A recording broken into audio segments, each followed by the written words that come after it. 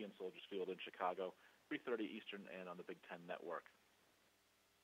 Up next is Temple and head coach Geoff Collins. Temple is 0-2. The Owls face Buffalo on Saturday. Buffalo won the game 36-29. Temple hits the road for the first time this Saturday. They'll be at Maryland. Game will be at noon Eastern Time and will be televised on the Big Ten Network. Coach, thank you for joining us on the call today. If you take a minute to tie up the game against Buffalo, and then we expect to see you take to the road to face Maryland, please. Yeah. It was a hard-fought game. Really proud of our players, how they, handled adversity. We controlled what we could control throughout the game. The guys played really, really hard. They fought. They competed. Had a chance to win it. Buffalo's a good team, and, we respect them, give them a lot of credit. But our kids played really, really hard. They played together, and we will continue to get better, fix the things that are within our control that we can fix, and move forward against a very good Maryland football team. Any questions for Coach Collins, please? Star 1 on your telephone keypad to join the queue. The operator will introduce you. We'll take our first question from Mark Narducci from Philadelphia Inquirer Daily News. Hey, Geoff. I was just wondering if – how you doing? I was just wondering if there's any update on Quincy Roche and also on Aaron Bumari. Yeah, Quincy, unfortunate.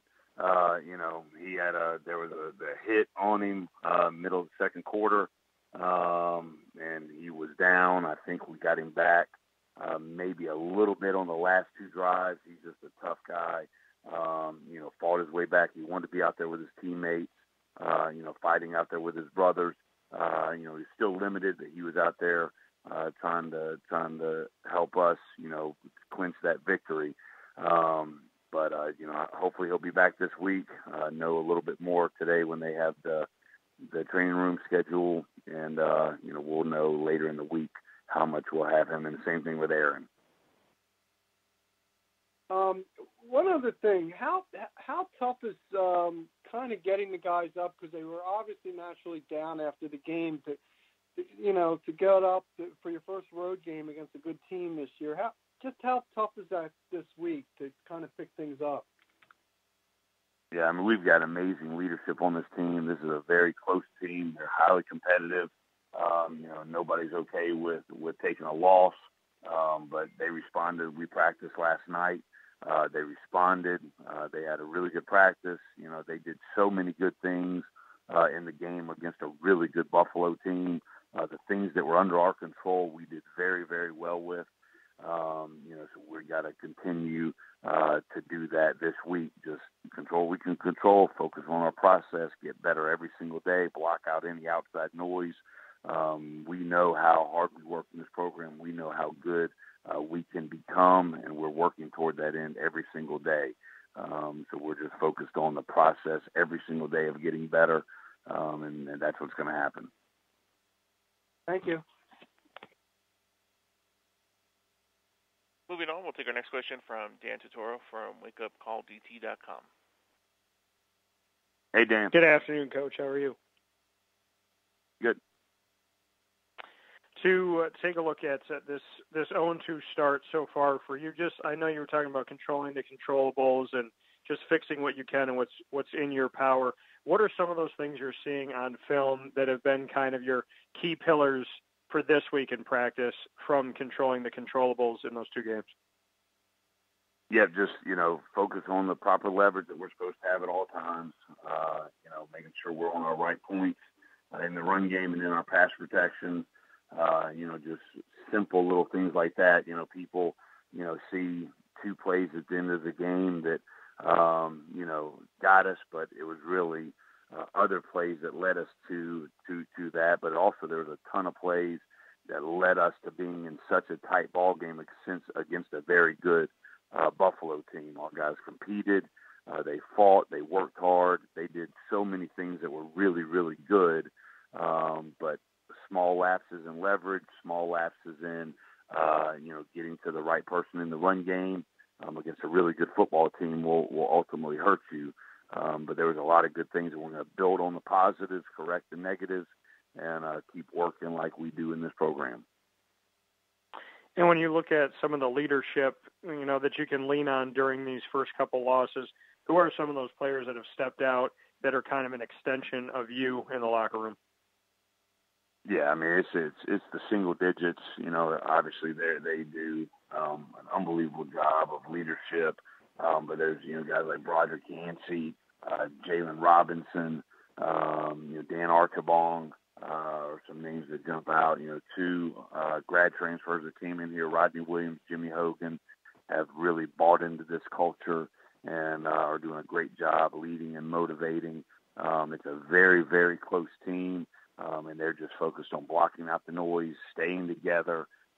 They all know how hard we work. They all know how physical we are. They all know how good we're going to be. It's just unfortunate that, two close losses, 1 to 2 plays in any of those games, and we're sitting here 2-0. They all realize that. So block out the noise, control what you can control, and get better every single week. And that is the mindset in this building, in this program. And the guys are doing a tremendous job staying together and working to get better every single day. Really, really proud of this team, and I'm lucky to coach them. Well, good luck this week, Coach. Thank you. Moving on, we'll take our next question from Sean Pastor from Al's Daily. Hey, Sean. Hi, Geoff. Hey, I was curious, just kind of looking numbers-wise, you guys in the last, I guess now it's 15 games, you've thrown 19 interceptions. There's only 4 or 5 teams in the country that have thrown more than that. And just as you evaluate that, do you look at not just mistakes that guys make, but scheme-wise? Because, a lot of teams just throw a lot of passes and don't seem to throw a lot of picks these days. Yes, there's a lot of factors that go into it. Saturday, I think one of the biggest things that we focused on yesterday and really improving on were we had 7 drops in the game. 7 drop passes. We have to make sure we're catching every ball that is thrown to us. In our vicinity, go up and get the contested balls. The first interception was on a contested play.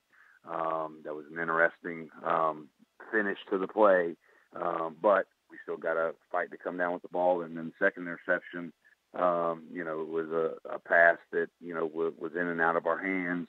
And the kid from Buffalo made a nice play to give them the ball on the 25-yard line. So a lot of factors come into it, but, the first thing is making good decisions with the football, going based on the rotation of the coverage to the right person. And, when the ball is in your vicinity, coming down with the football.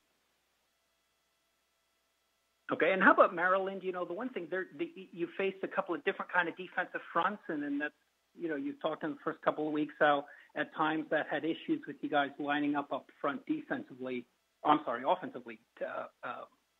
picking up guys on the other side. I don't know if you could describe a little bit. Maryland's defensive front is very hybrid setup. They do different things up there. Yeah, and they're actually schematically they're very similar to us. So the things they do defensively, a lot of the same terminology and alignments are very similar to what we do defensively. So last night we went a lot of good on good, getting ready.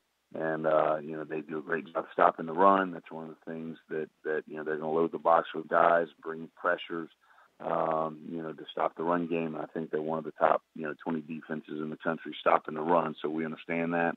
And, with that, we've got to stress them in the passing game as well to open up the running game. But we're committed to running the football around here. And we have a lot of faith in the offensive line and Rockwell Armstead and the other backs that got some good carries, in the game on Saturday. Okay, thanks. Moving on, we'll take our next question from Matt Bender from alscoop.com. Hey, Matt. Hey, Geoff. How are you? Good. So first off, just wanted to ask you about the DN spot real quick. So with the edge rushers, with Quincy Roche down and Dana Levine as well, how do you kind of plan?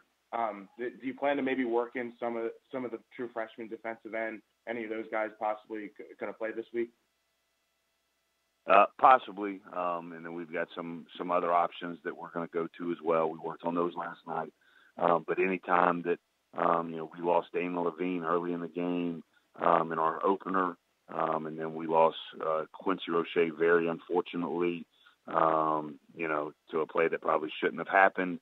We lost him, for most of the game on Saturday. So we're just, Arnold Ibikady did a nice job filling in his first time really playing a lot, but I was really proud of the way he came out there and competed. He had to play on special teams a bunch too, with Quincy being down. And, he's a redshirt freshman, hadn't played a lot of football in his life, and was really proud of the way he stepped up. He's going to get better and better and better every time he steps on the field. And I thought DeAndre Kelly did some nice things, coming in and really good against the run. And then Zach Mesdy, who's a walk-on in this program, has been a walk-on linebacker in this program, had to step up and play a ton on Saturday at defensive end. Just proud of how he competes, the way he works. And then he actually, even more importantly, had to step up on the punt team and give us really good protection, really good coverage. So some guys at that position are having to do a lot of things, but we have a lot of faith in the guys that we're going to put out there. And, even though, our two, defensive ends returning with the most playing time are down, we don't make excuses. We're just next man up, and they're going to come in and do a great job for us. And with respect to the quarterbacks, how are you kind of working out the practice reps for them? Are Russo and Centeio getting any first-team reps?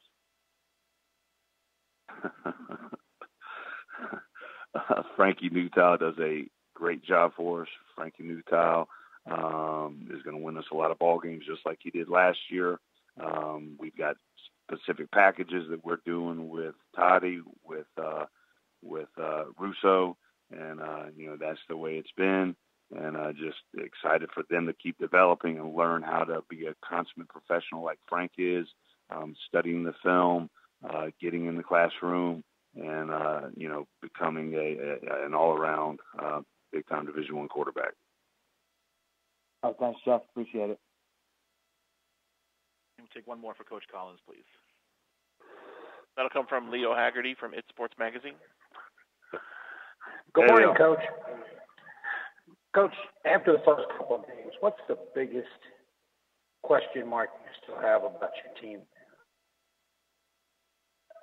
The big thing is they're playing with really, really good effort. They're tough, they're physical, they're a family, they stay close together. Just the biggest thing that we're going to continue to improve on is execution, especially in critical situations.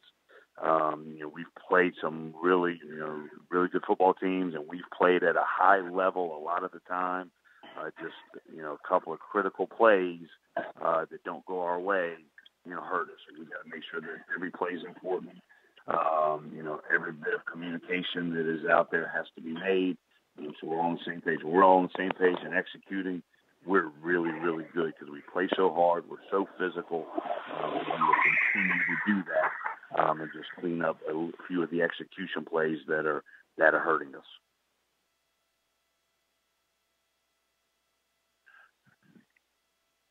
Coach, thanks so much for the time today. We look forward to hearing from you once Thank again you. next Monday. All right, Coach Geoff Collins.